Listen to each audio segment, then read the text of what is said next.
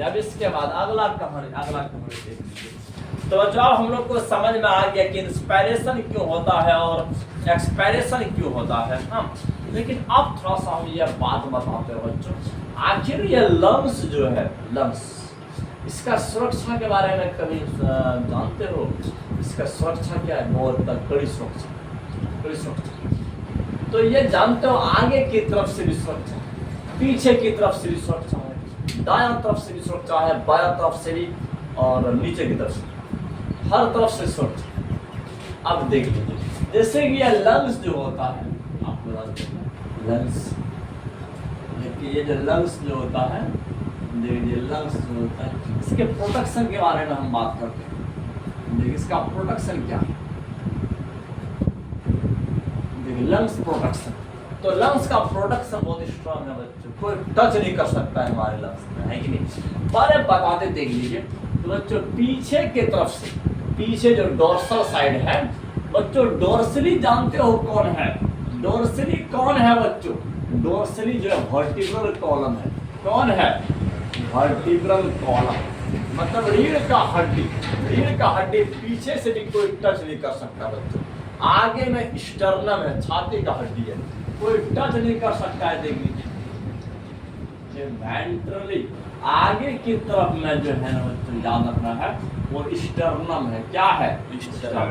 Sternum कहते हैं ये जो हमारे छाती में जो हड्डी होता है इस प्रकार का, तो जिससे हमारा बत्ती जुड़ा हुआ है, यह है स्टर्नम। हाँ, यह है स्टर्नम।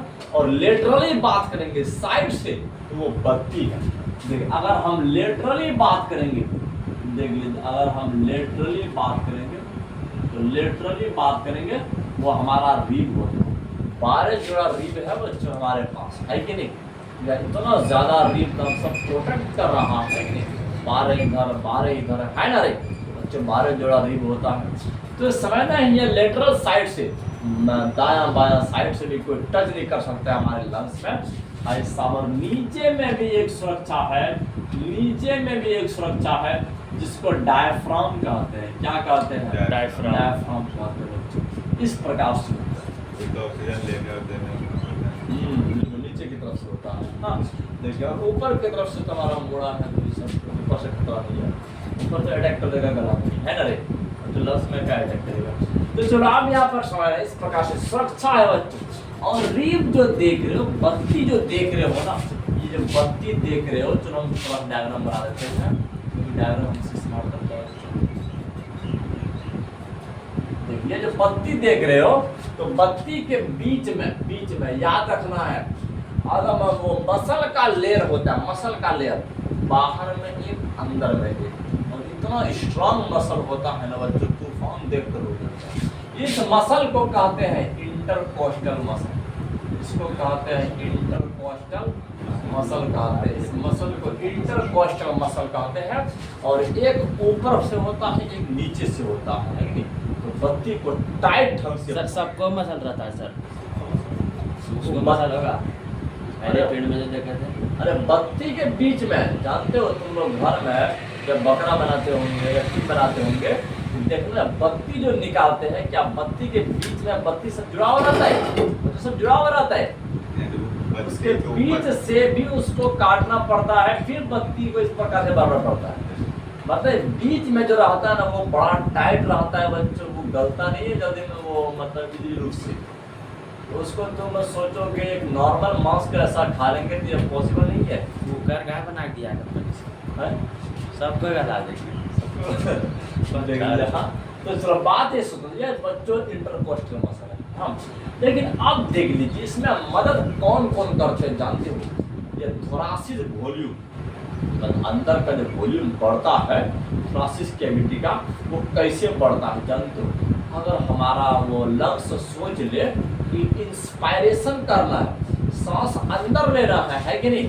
तो इसमें विद्यार्थी जानते हो, आपको हम कंडीशन बता देते हैं कि 2 कंडीशन बता देते हैं कि इंस्पायरेशन और एक्सपायरेशन के दौरान होता क्या है। बच्चों याद रखना है टू कंडीशन। बच्चों ये बात याद रखना है रिगार्डिंग रिस्पायरेशन। रिस्पायरेशन के सम्मान में हम 2 कंडीशन बताते हैं। देख, इस ब्रीदिंग के सम्मान में 2 कंडीशन बताते हैं। पहला याद रखना, इंस्पायरेशन कैसे होता है। सर बंद हो गया सर, लाइन है सर। लाइटर डीम हो जाता है, आज के लिए डीम होने वाला सिस्टम चला है। रात में इतना जोर से बोला ना सर, लेकिन उसका लाइट डिम नहीं हुआ सर। अरे लाइट डीम, हाँ तो तुम्हें क्या डीम ही है क्या? सर लाइट आपका लगा बोले है? लाइट डिम हुआ है, उसका नहीं हुआ है सर मीटर का। नहीं नहीं, ये तो फुल अपना दिखाता ही है, सर देख लीजिए बरोबर। रात में इतना जोर से बोला ना, लाइट हाँ रात में शायद लाइट भाग गया था। देख लीजिए, आप बताते हैं इंस्पायरेशन को समझना है। बाकी आता था। इंस्पायरेशन देख लीजिए। चलो बच्चों, इंस्पायरेशन के रिगार्ड में दो कंडीशन बता देते हैं। इंस्पायरेशन जब सांस अंदर लेते हैं ना, तो क्या होता है बच्चों, थोरासिक वॉल्यूम बढ़ता है, हाँ बढ़ता है। इस बढ़ने के दौरान में बच्चों हवा अंदर खिंचाता है कि नहीं? जानते हो कि अगर जब वो सब जो टोपी वाला होता है, गुब्बारा में जो हवा भरने वाला होता है, एक ऐसे होता है, हाँ जैसे ऐसे दबाता है हवा निकलता है, फिर छोड़ देता है हवा अंदर घुस जाता है, फिर दबाता है फिर निकलता है, हाँ देख इस प्रकार से करते रहता है। तो समझना है कि जैसे अगर कोई फूल रहा है तो मतलब हवा अंदर खींच रहा है कि नहीं? तो इस प्रकार से होता है। इस समय और उसको दबा दोगे फिर हवा निकल जाएगा। तो जैसे वो डॉक्टर के सिरिंज में भी देखना, पीछे खींचोगे तो उसमें हवा भर जाता है, फिर आगे ऐसे करोगे निकल जाएगा, है कि नहीं? ऐसे होता है। तो चलो बच्चों, इंस्पायरेशन के दौरान क्या होता है याद रखना है कि थोरासिक वॉल्यूम बच्चों इंक्रीज कर जाता है। ये थोरासिक वॉल्यूम जो होता है इंक्रीज करता है बच्चों अंदर का। देखिए थोरासिस कहते हैं किसको? तो ये जो हमारा हार्ट है और हमारा लंग्स है, ये जो ऊपर का पोर्शन है वो है थोरासिक चैम्बर, हाँ। और इससे नीचे का जो चैम्बर है उसको कहते हैं एब्डोमिनल चैम्बर। क्या कहते हैं? Abdominal chamber. हाँ एब्डोमिनल चैम्बर। कि जब हम 12th क्लास में रिप्रोडक्टिव सिस्टम पढ़ाएंगे वहां बात करेंगे एब्डोमेन के बारे में, हाँ। लेकिन और यहाँ पर जो ये हमारे लंग्स के बारे में बात हो रहा है वो है थोरासिक चैम्बर में है, हाँ। बिल्कुल याद रखना बच्चों, देख लीजिए जैसे अंदर में तो लंग्स है, लेकिन लंग्स बच्चों हवा खींचने के लिए पहले पूरा अंदर का वॉल्यूम फेल हो जाता है। जानते हो हम लोग बहुत बार देखे होंगे छाती ऊपर नीचे ऊपर नीचे ऊपर नीचे होता है कि नहीं? पूरा लंग्स फैलता है बच्चों। तो सिर्फ लंग्स के अंदर में हवा भरने के लिए, हाँ याद रखना। अब यह समझना है जब थोरासिस वाला वॉल्यूम जो होता है ना, ये इंक्रीज कर जाता है बच्चों। क्या कर जाता है? इंक्रीज कर जाता है। जब इंस्पायरेशन लेते हो आपका छाती के अंदर का जो गुफा है वो बड़ा हो जाता है। क्या हो जाता है? बड़ा हो जाता है। आप बोलिए सर जी, यह बड़ा होने के पीछे क्या रीजन है? क्या रीजन है बच्चों जानते हो? इसके पीछे दो रीजन है। इसके पीछे दो रीजन है। सबसे पहला कॉन्ट्रैक्शन ऑफ डायफ्राम। क्या होता है? Contraction of diaphragm. देख लीजिए भाई साहब बीच में जी का घुस गया।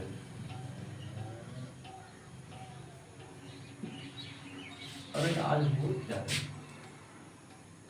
देखिए कॉन्ट्रैक्शन ऑफ डायफ्राम, तो मतलब कि जानते बच्चों डायफ्राम जैसे कॉन्ट्रैक्ट करता है ना। सर स्पेलिंग यहाँ का सही है वहाँ का सही है सर? यहाँ भी जी नहीं होगा सर। तो वो कहाँ पर है? डायफ्राम का नंबर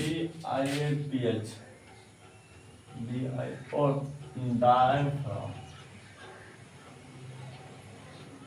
यस ये, हाँ यस ये। तो आप यहाँ पर समझना बच्चों, हाँ देख लीजिए कि कॉन्ट्रैक्ट जब डायफ्राम जब कॉन्ट्रैक्ट करते हैं ना, तो बच्चों याद रखना है एंटेरियर और पोस्टेरियर। याद रखना है कि क्या एंटेरियर और पोस्टेरियर, ऊपर का और नीचे का बच्चों ऐसे लंबा हो जाता है, ऐसे लंबा हो जाता है अंदर का कैविटी, हाँ लंबा हो जाता है बच्चों, लंबा होता है।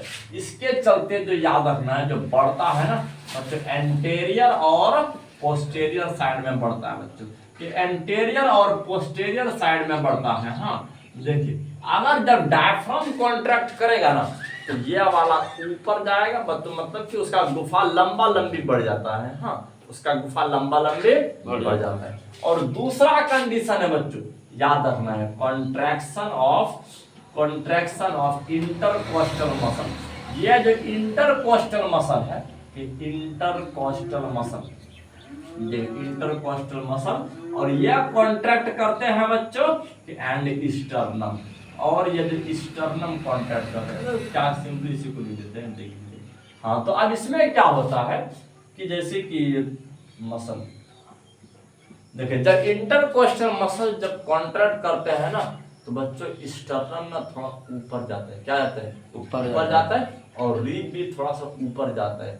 मतलब याद रखना बच्चों, अब ये ऊपर जाने के बाद ये छाती का ना इस पर थोड़ा सा ऊपर उड़ जाता है, और ये पीछे मतलब कि थोड़ा सा चौड़ा चौड़े वाला गुफा बना देता है। हाँ, मतलब कि इसको बढ़ाना बच्चों कि वो इंटरकोस्टल मसल के कॉन्ट्रैक्शन से होता है, और लंबा लंबी बढ़ाना याद रखना है वो डायफ्राम के कॉन्ट्रैक्शन से होता है। तो मतलब कि लंबा लंबी भी बढ़ जाता है वो वॉल्यूम, और ये चौड़ा भी बढ़ जाता है। हाँ, तो अब ये दोनों जैसे बढ़ता है ना, तो बच्चों अंदर का जो प्रेशर होता है वो लो हो जाता है। क्या हो जाता है, प्रेशर लो हो जाता है बच्चों, जिसके चलते क्या होता है, इंस्पायरेशन होता है। क्या होता है, इंस्पायरेशन होता है। यह बात याद रखना है। और दूसरा कंडीशन जो होता है एक्सपायरेशन का, देखिए ये क्या होता है समझना है। इसमें थोरासिक वॉल्यूम बच्चों डिक्रीज करता है। हाँ, देखिए इसमें क्या होता है, तो देखिए थोरासिक वॉल्यूम डिक्रीज करता है बच्चों। इसमें याद रखना है कि जब एक्सपायरेशन बाहर जब सांस निकालोगे ना, तो अंदर का जो वॉल्यूम है वो क्या कर जाता है, डिक्रीज कर जाता है, डिक्रीज कर जाता है बच्चों। लेकिन इसके पीछे कंडीशन क्या है, डायफ्राम और इंटरकोस्टल मसल जो कॉन्ट्रैक्ट क्या था ना, अब वो रिलैक्स हो जाते हैं। क्या हो जाते हैं, रिलैक्स हो जाते हैं बच्चों। पहले तो ताकत के साथ स्टर्नम को उठा देते हैं, पहले तो ताकत के साथ रिब को उठा देते हैं। हाँ, लेकिन जब रिलैक्स होते हैं, जब वो नॉर्मल स्टेट पर आते हैं, तो तब क्या होता है बच्चों, तब क्या होता है, एक्सपायरेशन होता है। देखना कि सांस निकालने में उतना ताकत नहीं लगता है जितना सांस लेने में लगता है कि नहीं बच्चों। ऐसे जोश से निकालते हैं, कम खत्म, तो निकलने का अपने निकल जाता है। तो आप जो कॉन्ट्रैक्ट किए, आप जो क्या उसको टाइट किए थे, मतलब क्या कहते हैं उस इंटरकोस्टल मसल को, डायफ्राम को, और अपने वॉल्यूम को बढ़ाने के लिए उसमें ताकत लगा था, लेकिन निकालने में ताकत नहीं लगता बच्चों। बिल्कुल यहाँ पर होता क्या है, अगर ये डायफ्राम और जितना भी इंटरकोस्टल मसल है अगर ये रिलैक्स हो जाए तो क्या हो जाएगा बच्चों, एक्सपायरेशन हो जाएगा। क्या हो जाएगा, एक्सपायरेशन हो जाएगा। यह याद रखना है। यहाँ पर सुनो, रिलैक्सेशन ऑफ, देख लीजिए, ऑफ डायफ्राम। एक तो ये जो डायफ्राम होता है,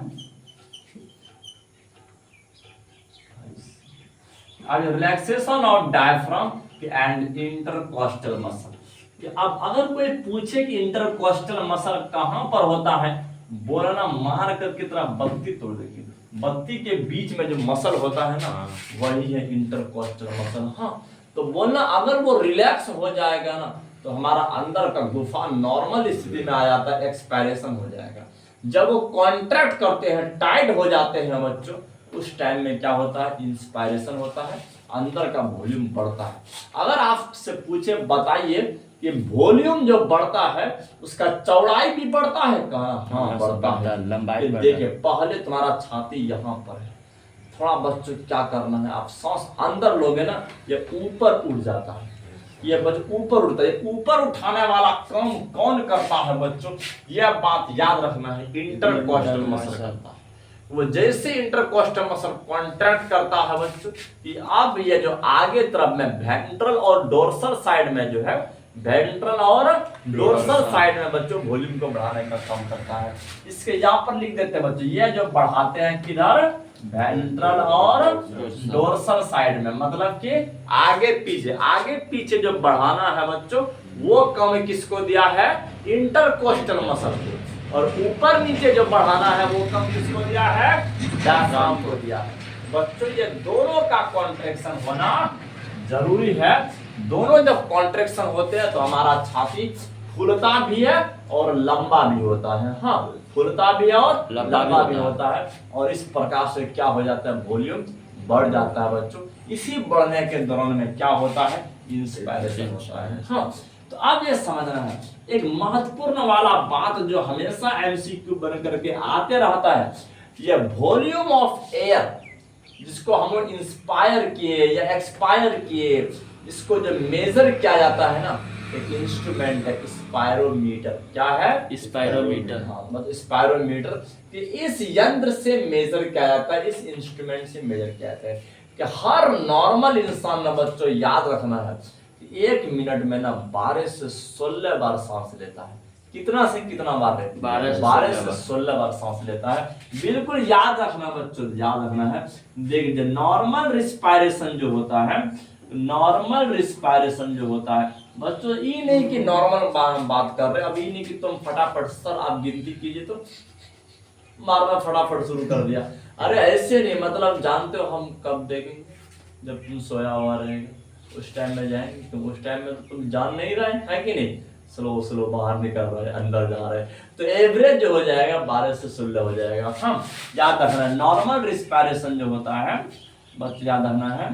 तब तो रिकॉर्डिंग चालू करके सुनना पड़ेगा sir. In a healthy person, समय अरे हेल्दी पर आपको बीमार नहीं होना चाहिए। पता चला कि सांस का बीमारी, धड़कन का बीमारी है, बच्चों को बीमार नहीं होना चाहिए, हेल्दी पर्सन होना चाहिए। तो उसमें जो होता है ना, याद रखना है वो कितना होता है? 12 से 16 टाइम्स, इतना बार होता है। और बच्चों ड्यूरिंग रिस्पायरेशन के दौरान वॉल्यूम ऑफ एयर को जो मापा जाता है ना, वो स्पायरोमीटर के द्वारा, किसके द्वारा? स्पायरोमीटर के द्वारा मापा जाता है। मतलब सर वो कौन है मापने वाला? अरे अगला हेडिंग में हम लोग मापने का ही काम करेंगे कि कितना सांस अंदर लेते हैं, कितना मिलीलीटर बाहर निकालते हैं। हाँ, तो समझना है। देख लीजिए दूसरा बात बच्चों, इंस्ट्रूमेंट जो होता है, देख लीजिए इंस्ट्रूमेंट जो होता है यूज टू मेजर, याद रखना है, यूज टू मेजर, जिसका यूज किया जाता है मापने के लिए रिस्पायरेटरी वॉल्यूम। देख लीजिए रिस्पायरेटरी वॉल्यूम, इस रिस्पायरेटरी वॉल्यूम को जो मेजर किया जाता है ना बच्चों, वो है आपका स्पायरोमीटर। क्या है? स्पायरोमीटर है। इस यंत्र से मापा जाता है, इस यंत्र से मापा जाता है कि आप कितना मिलीलीटर अंदर लेते हो, कितना मिलीलीटर बाहर निकालते हो। हाँ, यही वो यंत्र है। चलो स्टार्ट कर देते हैं आज की कहानी।